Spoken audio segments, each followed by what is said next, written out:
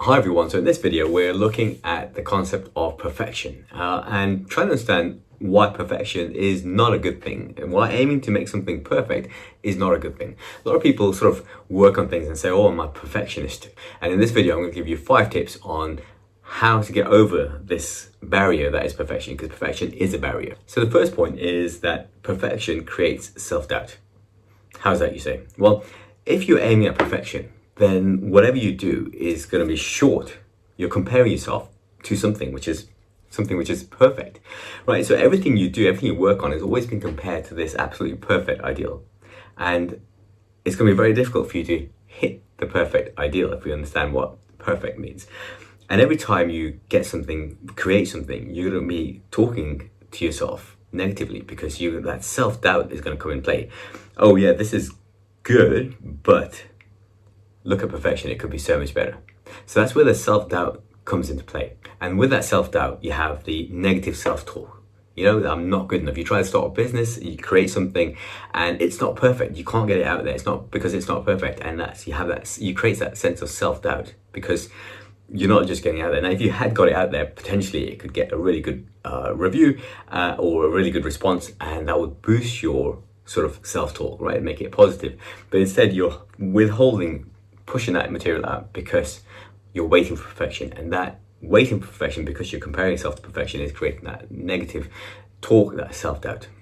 So really what you want to do is, instead of thinking, how much have I got left until perfection, just think how far you've come, right? Can I get this out there? Can I then, and it doesn't mean once you get it out there that you can't improve it afterwards. I know someone who spent a year developing a course on YouTube, spent a whole year on it, developed a really nice 10 video course, got it out there, nobody watched the first video, right? They would have been better off making that first video and sent it off, got a reaction, and then improved it later on, and they would have had a much more productive year because they would have known whether to push with it or not to push with it. But instead, they chose to focus on perfection. All that did was prevent them from getting progress, which is what you want, progress over perfection. Second tip is to celebrate your wins, even your small wins. Now, when we're thinking about perfection, we're thinking about large things. We're thinking about things that we've put a lot of effort in. We can only celebrate once we've done this massive thing, which is absolutely perfect.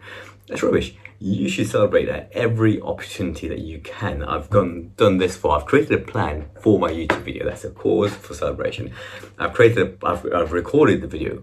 Again, cause for celebration. Not saying you go out and have a meal every time you write a script for a YouTube video or whatever it is that you do, but you take a moment to reflect on the fact you've done something significant.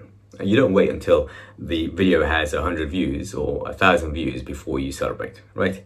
Again, it's all about celebrating the small things, which again makes you realize that perfection is not the aim, it's progress.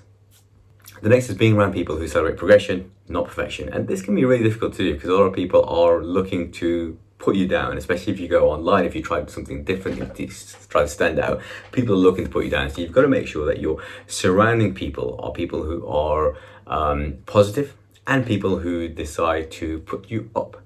And these people could be, it could be your mentor, it could be your friends, could be family, could be community, could be anything. Just make sure that you surround yourself by positive people who celebrate progress.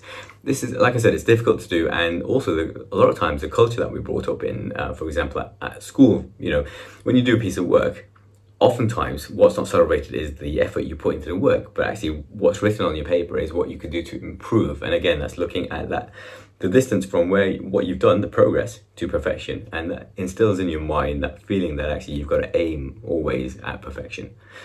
Nothing wrong with improving your work, but that aim to perfection, that's what this video is about. Next tip is to start small, okay? And like I said earlier about this YouTube video series that this person developed, is had they started small and just released one imperfect video, they could have gotten a lot better feedback, could have iterated. So start small, get whatever it is you're doing out there. You'll get a response one way or the other, and then you can build on that in, again, one way or another. But waiting until, spending way too much time trying to get to perfection before releasing something, that's a recipe for disaster. Again, progress over perfection.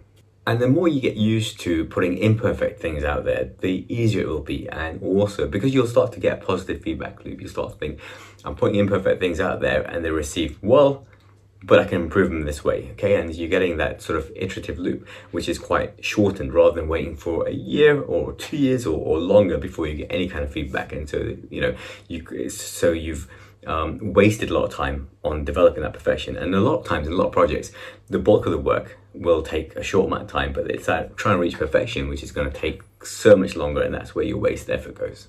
And finally, you've got to practice self-compassion. Sometimes what you do won't go down well, and that's got something to do with how you did it, but might not always have something to do with how you did it. Sometimes things just don't take, and you've got to take it on the chin, and you've got to practice a bit of self-love, and you've got to say, right, it didn't work out, let's move on to something else. And before you do move on to something else, you've got to think, right, what did I actually learn in the process of this piece of work? Because you would have learned quite a lot in terms of what you did, even if the final product or whatever it is you're doing didn't pan out as you wanted it to do, you've learned quite a lot. So an example is, a lot of people who create businesses don't always have a successful first business. They waste a lot of time. I mean, if you look at it, you might think, oh, this person wasted 10 years on failed businesses before this successful business, which made him a millionaire. That's one way to look at it. The other way to look at it is actually they spent 10 years prepping and learning how to run a proper business. And then after 10 years, they were able to launch a successful business as a result of that learning. Yeah, that successful business it didn't just come out of the air. It came out of their previous learning. And if they had tried to start that same business, perhaps 10 years ago, it wouldn't have been successful because they wouldn't have had the skills. Okay, so if you haven't succeeded, you're going to look at what progress you have made and how you can apply that in future endeavors. All right, I hope that's encouraged you to embrace progress over perfection in your lives. If it has, leave a comment, press subscribe, press like, and I'll catch you all next time.